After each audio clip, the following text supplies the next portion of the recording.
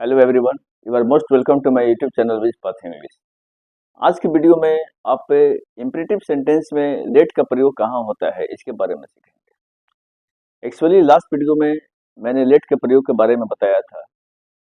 Okay, late से allow का बोध होता है। इंपरेटिव में लेट का प्रयोग परमिशन अलाउ को बताता है, और ऐसे भी इंपरेटिव सेंटेंस के बारे में मैंने आपको बताया था जिसमें ऑर्डर, परमिशन, रिक्वेस्ट इत्यादि चीज़ों का प्रयोग किया जाता है। ठीक है ना। तो आज की वीडियो में आप इंपरेटिव में लेट का प्रयोग, खास करके विशेष करके प्रेजेंट इंडेफिनिट में अगर लेट का प्रयोग हो तो उसके पहचान क्या होते हैं। तो बहुत से सेंटेंस ऐसे होते हैं जिनका प्रेजेंट इंडेफिनिट में हम कुछ इस प्रकार से प्रयोग करते हैं, जैसे मैं उसे वहां जाने देता हूँ, मैं उसे खेलने देता हूँ, मैं उसे मोबाइल चलाने देता हूँ। तो इसका प्रयोग हम लोग अफर्मेटिव में, निगेटिव में, इंट्रोगेटिव में, WH वर्ड में जनरली करते हैं। तो प्रेजेंट इंडेफिनिट टेंस में भी हम लोग लेट का प्रयोग करते हैं, अलाउ या परमिशन की बात करते हैं।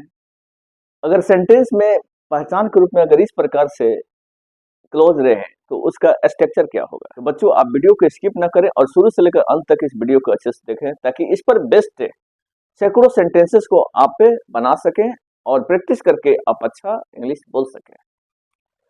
इंपरेटिव सेंटेंस में जैसे मैंने लेट की बात किया, लेट से अलाउ का बोध होता है। इट मीन्स अनुमति देना, किसी को अनुमति देना, किसी चीज के लिए अनुमति देना, अलाउ की, परमिशन की बात होती है। ठीक है ना। अगर सिंपल प्रेजेंट में हम लेट का प्रयोग करें तो उसके सेंटेंस में पहचान के रूप में जो क्लोज होते हैं, जो वर्ड होते हैं, वर्ड्स होते हैं, वो क्या होते हैं पहचान के रूप में। उसमें जाने देता है, आने देता है, खेलने देता है, पढ़ने देता है, मोबाइल चलाने देता है, लाइक दिस। इस प्रकार के बहुत से चीजें आती हैं जो पहचान के रूप में होती हैं। अगर पहचान के रूप में ये सारी चीजें हो, जाने देता है, आने देता है, खेलने देता है, तो सेंटेंस को देखने से ही आपको पता चल रहा है कि ये प्रेजेंट इंडेफिनिट में परमिशन को बता रहा है, क्योंकि यहाँ पर तातीते है। यहाँ पर मेन वर्ब जो जाने देता है, आने देता है, खेलने देता है, पढ़ने देता है, इसके साथ आपका क्या है, तातीते लगा हुआ है। और देना, देना का मतलब क्या होता है, परमिशन यानी अलाउ को बता रहा है। तो प्रेजेंट इंडेफिनिट में आपको लेट का प्रयोग आपको करना है। अफर्मेटिव केस में इसका स्ट्रक्चर हो जाएगा सब्जेक्ट प्लस लेट या लेट्स। यहाँ लिखे है ना, लेट लेट्स। अगर सब्जेक्ट आपका सिंगुलर है तो यहाँ लेट को भी सिंगुलर बनाना पड़ेगा। अगर ही, सी, इट रहता है या कोई नाम सिंगुलर में आ जाता है, राम श्याम, ओके, तो यहाँ पर क्या हो जाएगा, लेट्स हो जाएगा। क्योंकि इस लेट में एस लगाकर उस लेट को हम क्या बनाते हैं, लेट्स बनाते हैं, और वह सिंगुलर बन जाता है। तो एस टू एस फार्मूला को फॉलो करना चाहिए। ठीक है ना, एस टू एस फार्मूला को फॉलो करना चाहिए। ओके, अब देखिए यहाँ पर इसके बाद मैंने आपको बताया था जब लेट का प्रयोग करते हैं तो लेट के बाद ऑब्जेक्टिव केस आता है। ओके, उसके बाद अगर सेंटेंस में कोई ऑब्जेक्ट होता है तो ऑब्जेक्ट को जरूर यहाँ पर हम लिखेंगे। ठीक है ना। उसके बाद आपका V1 प्लस अदर वर्ड। अब यहाँ पर देखिए, सब्जेक्ट प्लस से निगेटिव में क्या होगा, प्रेजेंट इंडेफिनिट में डू डज तो आएगा ही यहाँ पर, और डू डज ये इसके हिसाब से सब्जेक्ट के हिसाब से आएगा। ओके, सब्जेक्ट के हिसाब से आपको डू या डज का प्रयोग करना है। निगेटिव होगा तो उसमें नॉट यहाँ पर डालेंगे हम। उसके बाद लेट आएगा, लेट में एस नहीं लगाएंगे, क्योंकि एस कि लगने और ना लगने का जो प्रोसेस है ये सब्जेक्ट के साथ, डू डज के साथ कंप्लीट हो जाता है। तो यहाँ पर कभी भी आपको लेट में एस नहीं लगाना है। लेट में एस या एस जब हम ऐड करने की बात करते हैं तो अफर्मेटिव केस में ज्यादा कंसीडर करना पड़ता है, और उसमें सब्जेक्ट के हिसाब से देखना पड़ता है कि लेट में हम एस ऐड करें कि नहीं। ओके, तो वहां पर एस टू एस फार्मूला और पी टू पी फार्मूला को हमें ध्यान में रखते हैं। बाकी सब जगह आपका लेट ही रहेगा। बाकी जितने भी फॉर्म होंगे, निगेटिव होगा, इंट्रोगेटिव होगा, WH होगा, सब जगह आपका क्या रहेगा, लेट ही रहेगा। और लेट के बाद मैंने आपको जो बताया है ऑब्जेक्टिव प्लस प्लस से V1 प्लस अदर वर्ड, ये सब जगह रहेगा। ओके, बस अफर्मेटिव में थोड़ा ध्यान रखना है, बाकी सब जगह वही चीजें हैं। ओके, अब देखिए यहाँ पर उसके बाद आपका ऑब्जेक्टिव केस हो गया, V1 हो गया, अदर वर्ड हो गया, दैट सिंपल। उसके बाद इंट्रोगेटिव में देखिए, इंट्रोगेटिव में हम पॉजिटिव निगेटिव यानी सकारात्मक नकारात्मक दोनों तरह के सेंटेंस हम बनाते हैं। जब प्रश्न की शुरुआत क्या से होती है तो उसको इंट्रोगेटिव कहा जाता है, और उसका स्ट्रक्चर प्रेजेंट इंडेफिनिट में क्या होता है, डू या डज को हम बाहर निकालते हैं सब्जेक्ट के हिसाब से। सब्जेक्ट अगर सिंगुलर होगा तो यहाँ पर डज बाहर निकल कर आएगा, और सब्जेक्ट अगर प्लुरल होगा तो क्या निकल कर आएगा, यहाँ पर डू निकल कर आएगा। कुछ एक्सेप्शन भी होता है, जैसे आई होता है, यू होता है, उस केस में हमेशा प्रेजेंट में क्या निकल कर आएगा, डू ही निकल कर आएगा। ठीक है ना, तो एक्सेप्शन को भी ध्यान में रखना है। ठीक है ना, सारे रूल्स जो मैंने बताया है उसको ध्यान में रखना है, तब जाकर आपका ये बिल्कुल करेक्ट होगा। अब देखिए यहाँ पर उसके बाद आपका क्या होगा, लेट होगा, लेट के बाद ऑब्जेक्टिव केस होगा, देन आफ्टर आपका V1 होगा, अदर वर्ड होगा, सिमिलर होगा, यहाँ पे कोई दिक्कत नहीं है इसके बाद। ओके, फिर वहां पर देखिए निगेटिव में होगा तो बस क्या है, निगेटिव में हमें प्रश्न जनरली हम क्या से करते हैं, उसमें जब नॉट आ जाता है तो नेगेटिव केस में चला जाता है, और यहाँ पर सब्जेक्ट के बाद जनरली क्या करते हैं, नॉट लगा देते हैं। मैंने आपको ये भी बताया था कि डू डज के साथ भी नॉट का प्रयोग किया जा सकता है। ओके, जब यहाँ पर हम नॉट को ऐड कर देंगे डू या डज के साथ तो सब्जेक्ट के बाद नॉट का प्रयोग नहीं किया जाएगा। ओके, उसके बाद आपका let objective plus V1 plus से अदर वर्ड आपका जो का त्यों ही बना रहेगा। WH में जनरली मैंने बताया था, जब सेंटेंस में WH से प्रश्न करते हैं तो एक्चुअली जो प्रश्न किया जाता है सेंटेंस के बीच में किया जाता है, जैसे व्हाई से किया जाता है, व्हेन से किया जाता है, वेयर से किया जाता है, हाउ से किया जाता है इत्यादि।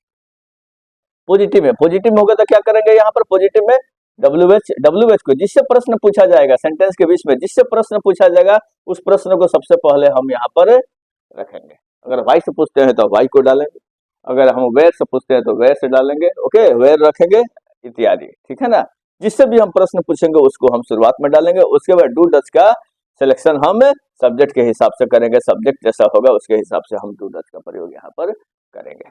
फिर उसके बाद आपको जो कहते हो late plus objective case plus V1 plus से अदर वर्ड प्लस से इंट्रोगेटिव मार्क, ठीक है ना। निगेटिव में होगा, निगेटिव में प्रश्न पूछते हैं WH में तो क्या होगा, WH तो रहेगा ही, जिससे प्रश्न पूछेंगे उसको यहाँ पर डालेंगे। ओके, उसके बाद आपका डू डज होगा, सब्जेक्ट के हिसाब से होगा, उसके बाद नॉट होगा, उसके बाद लेट होगा plus objective case V1 plus से अदर वर्ड, ये आपका ज्यों का त्यों बना रहेगा। अगर नॉट को डू या डज के साथ आप ऐड करते हैं तो फिर सब्जेक्ट के बाद नॉट का प्रयोग नहीं करेंगे, कीप इन माइंड। तो स्टूडेंट्स आपके प्रैक्टिस के लिए यहाँ पर कुछ एक्सरसाइज दिए हैं, इसको आपको बढ़िया से समझना है। एक अफर्मेटिव में है, उसी अफर्मेटिव का निगेटिव, इंट्रोगेटिव और WH में बनाया गया है। इस पर अगर आप अच्छे से प्रैक्टिस बना लेते हैं, कर लेते हैं, इस पर बेस्ट सैकड़ों सेंटेंसेस को आप बना सकते हैं और अच्छे से प्रैक्टिस करके आप अपने आप को अच्छे कर सकते हैं। अब देखिए यहाँ पर वो तुम्हें वहां जाने देता है, प्रेजेंट इंडेफिनिट में है, लेकिन इसमें इस तरह के सेंटेंस में परमिशन का बहुत होता है, वो तुम्हें वहां जाने देता है। और यहाँ पर देखिए सब्जेक्ट क्या है, ये स्ट्रक्चर को पहले बढ़िया से समझिए। अफर्मेटिव पर बेस्ट है ये सेंटेंस, आपका अफर्मेटिव पर बेस्ट है, ठीक है ना। वो तुम्हें वहां जाने देता है, परमिशन को बता रहा है वो, तो वो क्या यहाँ पर सब्जेक्ट है तो यहाँ पर ही हो जाएगा। अब यहाँ देखिए, यहाँ पर सब्जेक्ट के बाद लेट या लेट से का प्रयोग किया गया। मैंने आपको बताया यहाँ पर लेट या लेट से अकॉर्डिंग टू सब्जेक्ट आपको आएगा।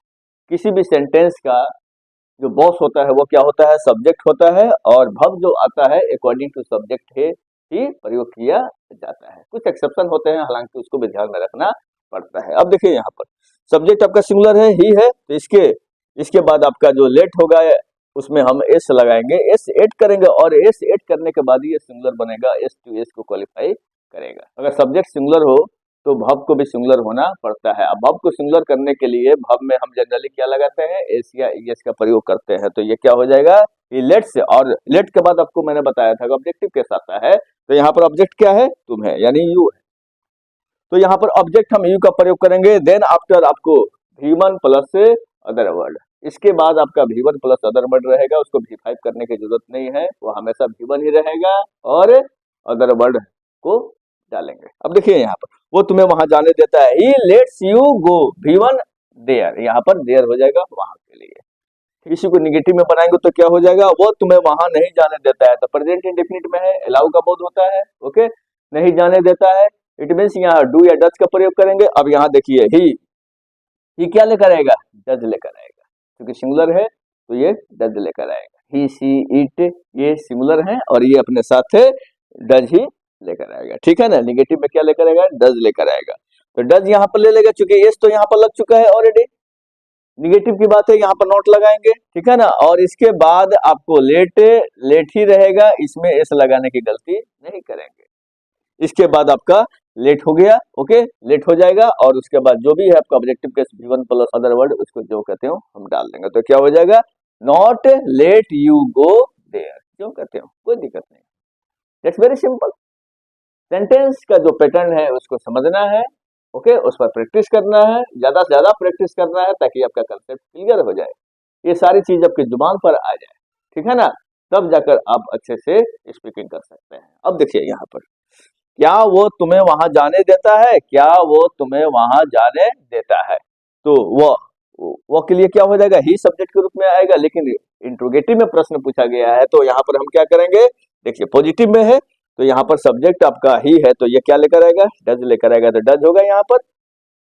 ओके, डज, तो क्या हो जाएगा, डज ही, उसके बाद आपका ज्यों का त्यों हो जाएगा लेट, ऑब्जेक्टिव केस में यू है और जाना का गो हो जाएगा एंड देयर, ठीक है ना, let you go there, that's very simple, एक समझ गए उसके बाद बनते चला जा रहा है, ठीक है ना, इसी को समझना है। फिर उसके बाद देखिए आप इसी को इंट्रोगेटिव को नेगेटिव में पूछेंगे तो क्या हो जाएगा, क्या वो तुम्हें वहां नहीं जाने देता है, तो बिल्कुल वही है, यहाँ पर हम क्या करेंगे, डज लगाएंगे, ही करेंगे, ही नॉट लगाएंगे, सब्जेक्ट के बाद आप नॉट यहाँ पर लगाएंगे, जैसे मैंने आपको बताया यहाँ पर क्या हो जाएगा, सब्जेक्ट, सब्जेक्ट के बाद क्या लगेगा, नॉट लगेगा, नॉट लगाएंगे यहाँ पर, ठीक है ना, लेट यू गो देयर, या आप इसको ऐसे बना सकते हैं डजंट, यानी डज के साथ ये नॉट का प्रयोग करेंगे तो क्या हो जाएगा, डजंट।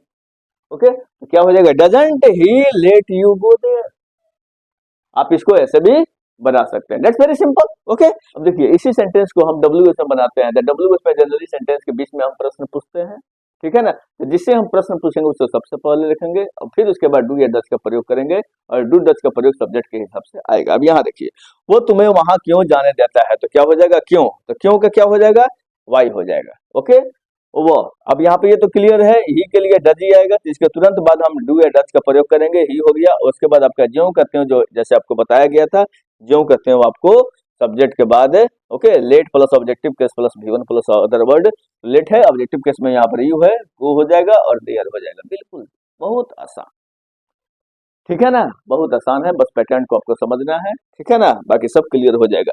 इसी को निगेटिव में बोलेंगे तो क्या हो जाएगा, वो तुम्हें वहां क्यों जाने नहीं देता है, तो क्या हो जाएगा, why does he not let you go there, या इसको आप बोल सकते हैं वाई डजंट, इस नॉट को आप यहाँ भी ला सकते हैं तो क्या हो जाएगा, why doesn't he let you go there. तो आपने देखा ना ये स्ट्रक्चर कितने कमाल का है, इस पर बेस्ड आप बहुत से सेंटेंस डेली लाइफ में बोलते हैं, तो आप इसको अच्छे से समझिए और इस पर ज़्यादा से ज़्यादा प्रैक्टिस करने का प्रयास कीजिए। और तो मुझे उम्मीद है कि इस वीडियो को आप बहुत अच्छे से समझे होंगे, और तो शुरू से लेकर अंत तक मेरे साथ बने रहने के लिए धन्यवाद। जय हिंद।